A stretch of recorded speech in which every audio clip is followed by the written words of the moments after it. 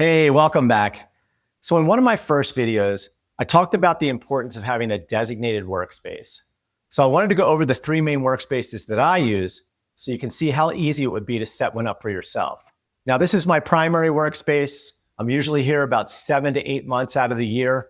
And normally I would have a full office set up in one of the bedrooms, but I have a little bit of construction going on right now. I'm painting the guest bedroom. So I've set my office up here on the kitchen table. And actually, I don't mind it. I have a great view, got a lot of sunlight coming through, which I love.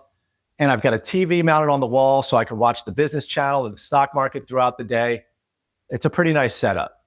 In another video, I'll go over the equipment that you need to start up a remote bookkeeping business and how much you can expect to spend and all those kind of things. But right now, I wanted to give you a brief overview of the equipment that I have at each one of my workspaces. So as you can see, this is my laptop. This goes with me wherever I go. So I'm actually leaving today. I'm going back up north for the holidays, and this is coming with me. But in every single one of my workspaces, I have an external monitor. I leave this one here. Having two monitors, at least two, is extremely important because it makes your workflow so much easier. You can have QuickBooks Online up here, statements over here. It's a must-have. But other than that, I have a printer over there that I actually just bought recently. It's a black and white printer. It was really cheap. I don't print that much anymore. But if I do need to have access to one, at least I know that's there and I can print something very quick. So this is one of my secondary workspaces, but this was actually my primary workspace for the first 8 years of my business. When my kids were young and still in grade school, I spent the majority of the year working from this location. Now my kids are in college. I moved down south. I spent a lot more time traveling, and I'm only here for about a month and a half over the Thanksgiving and Christmas holidays, plus a little bit of time over the summer. Just a few highlights about this workspace. When I first started back in 2014, I was working off of a card table and a fold-up chair. And about 4 months later, my oldest brother called and said, "Hey, I've got this desk I'm going to donate. Do you want it?" And I was like, "Absolutely." So I went over and got it. It's big, it's sturdy. It's a little bit beat up because his dog scratched the heck out of it, but I bought this $15 mat from Amazon and it makes it look a lot better. Plus it comes with this piece over here, which is like this table file cabinet, and then another piece over here.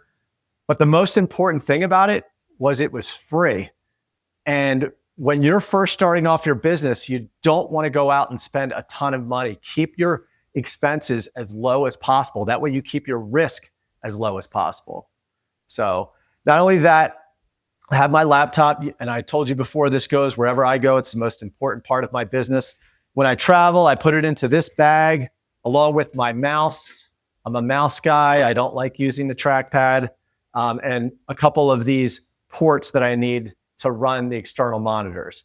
Now, speaking of the external monitors, you'll notice that I don't have just one, but two in this workspace.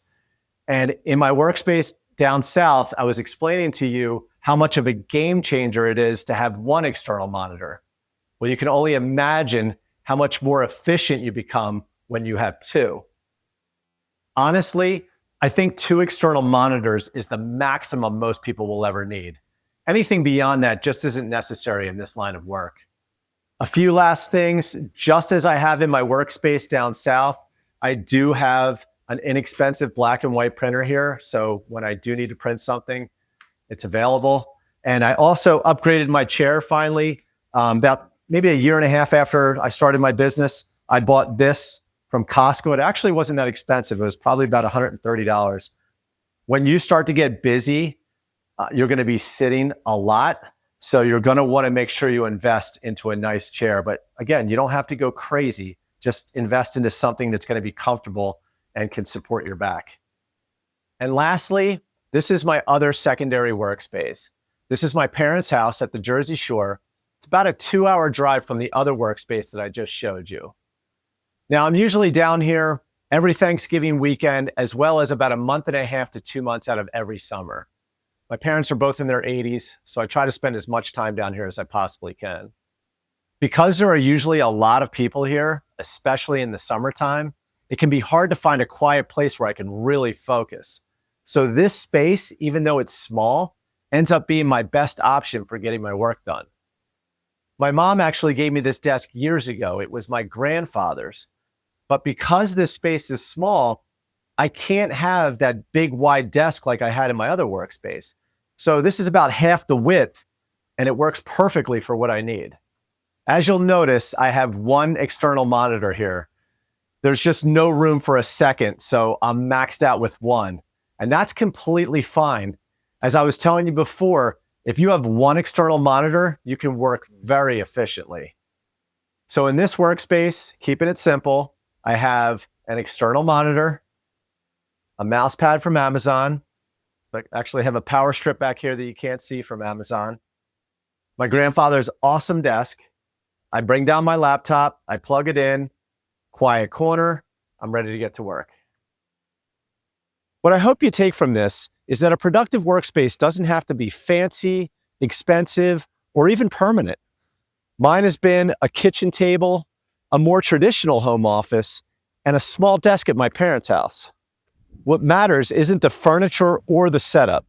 It's having a quiet place where you can focus, get into your flow, and do great work. As you can tell, it doesn't take much to run a successful remote bookkeeping business. As always, just keep it simple.